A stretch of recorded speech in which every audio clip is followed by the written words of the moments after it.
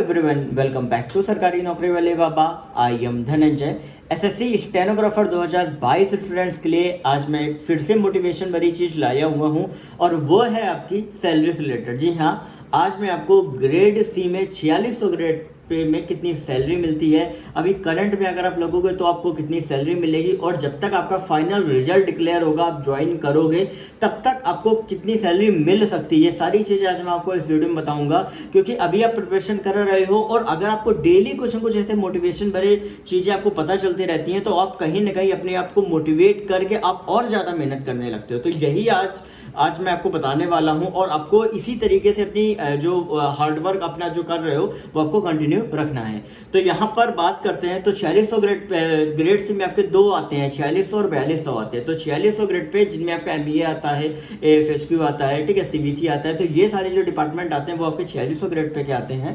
तो यहाँ पर क्या सैलरी रहती है वो मैं आपको बता रहा हूँ। तो सबसे पहली चीज़ आप ये जान लो कि 4600 ग्रेड पे में आपकी जो बेसिक जो होता है वो आपका 44,900 होता है। मतलब ये लेवल 7 की जॉब है। अब आप कहोगे लेवल 7 क्या है, तो हुआ क्या है कि 7th के पे के बाद ग्रेड पे का खत्म करके इन्होंने लेवल के अकॉर्डिंग इन्होंने कर दिया। तो लेवल 7 का आपका जो बेसिक है वो आपको मिलता है। अब लेवल 7 का बेसिक क्या होता है, वो होता है आपको 44,900, जो आपको पता भी होगा कि 44,900 बेसिक आप सभी का रहता है, ठीक है। अब इसके बाद क्या क्या चीज़ें सैलरी में एड ऑन होती है आप सभी को पता भी होगा, लेकिन फिर भी मैं बता देता हूँ कि आपका सबसे पहले बेसिक रहता है, दूसरा आपका रहता है एचआरए रहता है, तीसरा आपका डीए रहता है, और चौथा आपका रहता है टीपीटी, ट्रांसपोर्ट अलाउंस दिया जाता है आपका ऑफिस से लेके घर तक, घर से लेके ऑफिस तक का, ठीक है। ये चार चीजें जो है वो आपकी सैलरी में आप सभी की इंक्लूड रहती हैं, और ये मिला के बनती है आपकी ग्रॉस सैलरी।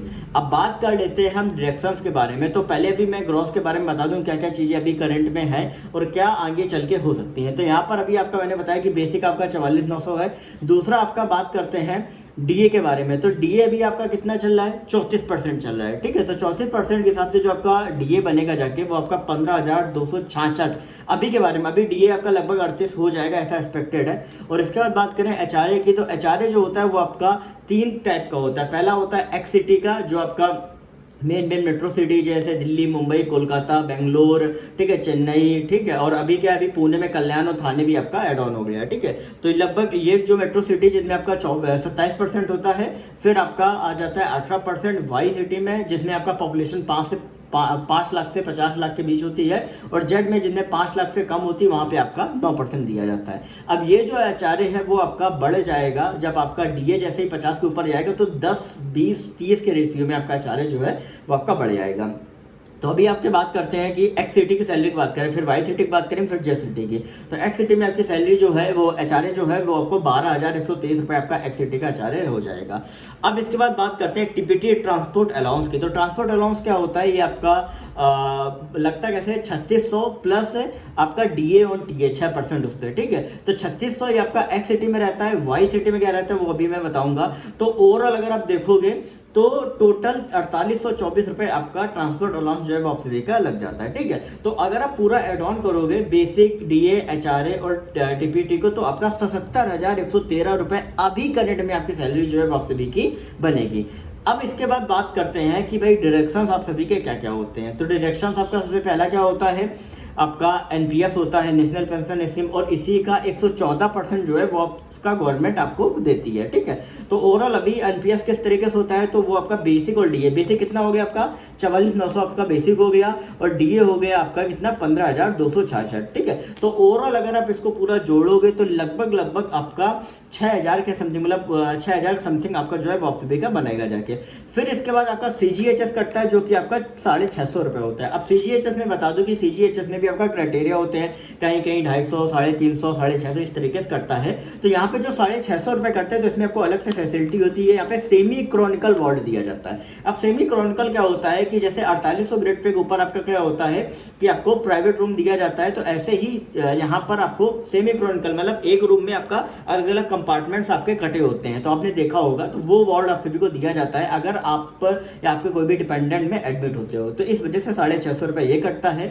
प्लस आप अगर कहीं दूसरी सिटी में, जैसे मान लो जो भी आपका यूनियन टेरिटरी और एक दो स्टेट को छोड़ के हर स्टेट आपका 200 रुपये आपका प्रोफेशनल टैक्स इम्पोज करते हैं। हर साल का 2500 रुपये होता है और महीने महीने 200, फिर फरवरी में 300 कटता है। तो ओवरऑल 200 ही अगर आप ऐड कर दोगे तो मोटा मोटा मानो कि 6100 रुपये आपका जो डिडक्शन है वो आप सभी के रहते हैं। अब यहाँ पे कुछ लोग कहेंगे इनकम टैक्स का, तो वो तो फाइनेंशियल एंड होगा, तब क्या आप डिडक्शन अपने दिखाते हो, क्या करते हो, फिर वो इनकम टैक्स काउंट होता है। लेकिन यहाँ पे मैं आपको इन हैंड जो आपको सैलरी क्रेडिट होती है हर महीने वो मैं बता रहा हूँ, ठीक है। तो 6100 रुपये ये हो गए। तो ओवरऑल अगर आप माइनस कर दोगे 77,113 में 6100 रुपये, तो आपकी जो इन हैंड सैलरी वो आपकी आएगी, वो आपकी 71,000 के करीब आपकी जो इन हैंड सैलरी वो आपकी आएगी। अब आप सोचिए कि अभी आपके पास कुछ भी नहीं मिल रहा है और इसके बाद अचानक से ऐसे ही आपका सिलेक्शन। सिर्फ क्या है कि 2 महीनों की मेहनत है और उसके बाद आपका रिटर्न होगा, फिर आपका 2-3 महीनों 4-5 महीने बाद स्किल होगा। लगभग आप ये मानो 7 से 8 महीने अगर आपने लग के मेहनत कर ली तो आपको हर महीने एक फिक्स सैलरी 71,000 रुपये आप सभी को मिलेगी अगर आप एक्ससिटी में पोस्टेड हो। सोचो इस बात को यार। और एक्ससिटी में तो पोस्टेड होगी ही होगी, क्योंकि AFHQ MEA में आपकी एक्ससिटी में, दिल्ली में ही आपकी पोस्टिंग रहती है। तो आप खुद सोचिए 71,000 रुपये आपको मिलने स्टार्ट हो जाएंगे। 71,000 कितने ज्यादा होते हैं? अभी कुछ भी नहीं यार आपके पास, अभी 2-2 हज़ार रुपये किसी तरीके से ट्यूशन पढ़ा के सब आप वो करते हो, 71,000 रुपये मिलेंगे। मतलब ये चीज आप दिमाग में रखो, जब आप तैयारी कर रहे हो रखो, तभी आपको सारी चीजें समझ में आनी स्टार्ट होंगी, ठीक है। अब बात करते हैं वाई सिटी के बारे में, क्योंकि कई सारे स्टूडेंट भी पूछते हैं। तो वाई सिटी में क्या होता है, ज्यादा कोई डिफरेंस नहीं आता है, सिर्फ HRA और TA में आता है, ठीक है। ट्रांसपोर्ट अलाउंस में क्या होता है, यहाँ पे आपका 1800 प्लस DO और TO हो जाता है, तो जिसका आपका 2412 रुपये आपका ये बनता है। मतलब लगभग एक्स सिटी से वाई सिटी में आपका आधा हो जाता है आपका ट्रांसपोर्ट अलाउंस। फिर आपका जो HRA होता है वो यहाँ पे आपका 18% हो जाता है वाई सिटी में, ठीक है। क्योंकि मैंने बताया था कि 27, 18, 9 का स्लैब है, फिर 50% जैसे DO ऊपर जाएगा तो 10, 20, 30 का हो जाएगा। तो यहाँ पे उस हिसाब से 8,082 रुपये आपका HRA जो है वो आप सभी का रहेगा। बाकी सारी चीजें सेम रहेंगी। टोटल 70,660 रुपये आपकी जो ग्रॉस सैलरी वो आपकी बनेगी इन दोनों को ऐड करके, ठीक है। तो अगर आप इसमें डिडक्शंस करोगे, डिडक्शंस में कोई भी चेंजमेंट नहीं होता है, तो 6100 रुपये आप घटा दो, तो ओवरऑल आप ये मान लो कि 64,500, 64,500 रुपये आपकी वाई सिटी में आप सभी की सैलरी बनेगी, ठीक है। तो वाई सिटी आप समझ सकते हो जहाँ पे पॉपुलेशन 5 लाख से 50 लाख के बीच में है, ठीक है। क्योंकि अभी 2022 का सेंसस हुआ नहीं है, तो कई सारे ऐसी जेड सिटी भी आपकी वाई में आ जाएंगे और वाई वाली कुछ जेड में आ जाएंगे, सॉरी एक्स में आ जाएंगी, ठीक है।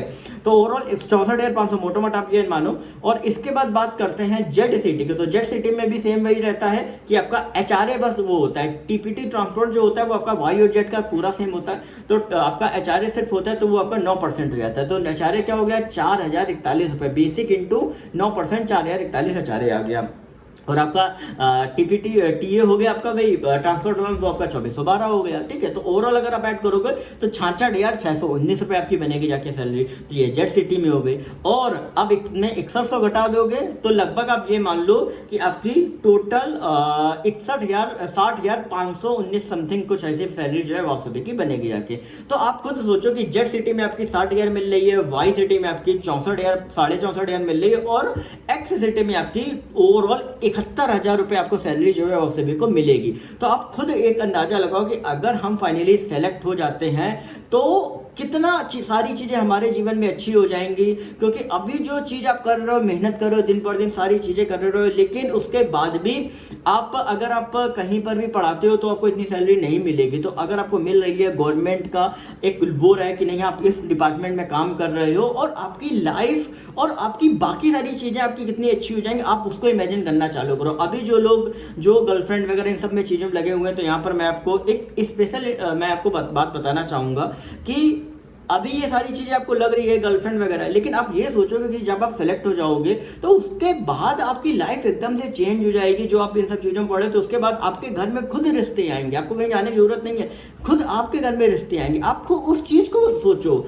इन सब चीज़ों में कुछ नहीं रखा है। कल को आप कुछ भी गर्लफ्रेंड वगैरह फिर ये वो दिल टूटता है, इन सब चीज़ों में मत पड़ो, सिर्फ अपनी आप प्रिपरेशन पे फोकस करो। अभी जो टाइम है वो आपको दोबारा नहीं मिलने वाला है, और जितनी जल्दी आपने जॉब पा ली, मैं कई बार देखता हूँ कि कुछ लड़के जैसे लास्ट जो सिलेक्टेड कैंडिडेट रिजल्ट में होते हैं उनके डेट ऑफ बर्थ लिखे, कुछ लड़के ऐसे होते हैं जो 20 साल में 21 साल में जॉब पा लेते हैं, ठीक है। जो तो उन स्टूडेंट्स की लाइफ कितनी ज़्यादा अच्छी हो, जितनी जल्दी आप जॉब पाओगे उतनी जल्दी आप सभी के इंक्रीमेंट वगैरह लगने चालू होंगे। अब इंक्रीमेंट कितना लगता है, तो हर साल 3% का आपका इंक्रीमेंट लगता है। और इसके बाद अगर हम बात करें तो तो आपका डीए साल का 2 बार बढ़ता है। तो इस तरीके से आपकी जो सैलरी है वो आपकी बढ़ती है, ठीक है। तो ओवरऑल अगर मानो 10-11% का इंक्रीमेंट आप सभी का हर साल लग जाता है। अब अगर हम बात करें कि नेक्स्ट ईयर आप जब आप ज्वाइन करोगे, मान लो कि अगर आप अक्टूबर नवंबर में ज्वाइन करते हो तो आपकी सैलरी क्या रहेगी, तो इसी का 10% सब में ऐड कर दो। तो 10% मिनिमम कर रहे, वैसे 11-12 हो जाता है, डीए वगैरह बढ़ जाता है। तो 10% अगर आप ऐड करोगे तो सब में आप 7-7 हज़ार रुपये, 7-7 6-6 हज़ार रुपये सैलरी ऐड कर लोगे। तो यहाँ पे जो आपको सैलरी 71,000 है वो आपकी 78,000 एक्स में हो जाएगी, वाई में हो जाएगी आपकी 64,000 है तो आपकी 70 हो जाएगी, और जेड में जो आपकी है वो आपकी 66 के करीब आप सभी की सैलरी हो जाएगी। तो ओवरऑल इस तरीके से सैलरी आपकी नेक्स्ट ईयर जब आप ज्वाइन करने जाओगे तो आपकी सैलरी हो जाएगी। तो इस तरीके की आपकी 4600 ग्रेड पे की सैलरी आपकी रहती है। तो अगर आपको इस वीडियो जानकारी अच्छी लगी हो तो प्लीज़ चैनल को सब्सक्राइब कर लो, क्योंकि मैं कोशिश यही करता हूँ आपको डेली मोटिवेट करने की, क्योंकि यार मुझे पता है कि आप लोग जब तक आपको मोटिवेशन नहीं मिलेगा ना तब तक यार आप लोग नहीं आगे बढ़ोगे। तो मोटिवेट हो, आगे कुछ बेहतर करो और अपनी लाइफ को अच्छा बनाओ। बाकी तो कुछ नहीं, बाकी तो मैं तो ये सारी चीज़ें बता रहा हूँ। अच्छा कर लोगे तो आप अपने लिए ही करोगे, मुझे भी अच्छा लगेगा। नहीं करोगे तो ना मेरा कुछ जाएगा, और दूसरी चीज़ क्या है कि आप अपनी लाइफ खराब करोगे। तो अब आपको चुनना, आपको है चूज, आपको अपना रास्ता करना है कि आपको किस जगह जाना है, आपको यहाँ जाना है कि आपको इधर जाना है। मिलते हैं आपको नेक्स्ट वीडियो में। तो कोई भी क्वेरी हो तो सरकारी नौकरी वाले बाबा टाइप करके इंस्टाग्राम पर पूछ सकते हो, नहीं तो आप चाहो तो टेलीग्राम ग्रुप पर टेलीग्राम ग्रुप यार जरूर ज्वाइन करो, क्योंकि टेलीग्राम ग्रुप में सारी अपडेट्स मैं देता हूँ। तो यहाँ पे सारी चीज़ें नहीं बता पाता हूँ, तो जरूर से जरूर ज्वाइन करो। सरकारी नौकरी वाले बाबा सर्च कर लो, नहीं तो लिंक डिस्क्रिप्शन में है। ओके।